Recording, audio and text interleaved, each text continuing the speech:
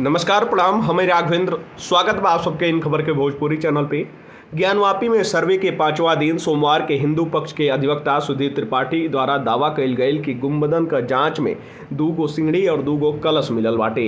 भारतीय पुरातत्व सर्वेक्षण एएसआई क टीम हर स्थान पर हर एक बिंदु के ध्यान में रख के जांच कर रहल बाटे। सैटेलाइट क मदद लिहल जा रहल बा। सावन व श्री काशी विश्वनाथ धाम में श्रद्धालुअन की भीड़ के देखत हुए सोमवार के ज्ञानवापी का सर्वे सुबह 11:15 बजे शुरू भइल। कड़ी सुरक्षा के बीच एएसआई का टीम ज्ञानवापी परिसर पहुंचल और सर्वे के आगे बढ़ावल गई। 3 गुंबदन के ऊपरी, भीतरी और बाहरी हिस्सा का जांच कल गई। तहखाना के साथ ही पश्चिमी दीवार व परिसर के दूसरा हिस्सा में मशीन लगा के जांच भइल। हिंदू पक्ष के अधिवक्ता सुधीर त्रिपाठी द्वारा बतावल गई कि टीम का ध्यान अभी गुंबद की जांच पर बाटे।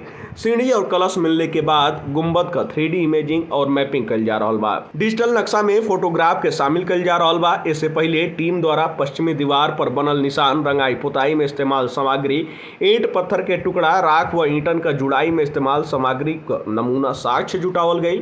मिट्टी का नमूना भी लियल गई। एकरे जरिए भवन निर्माण का अवधि और ओकरे उम्र के बारे में जानकारी हासिल कल जाई। फिलहाल जानकारी में इतना ही। देश दुनिया से जुड़ल तमाम खबर देखे खातिर आप सब जुड़ल इन खबर भोजपुरी के साथ। तब तक खातिर नमस्कार।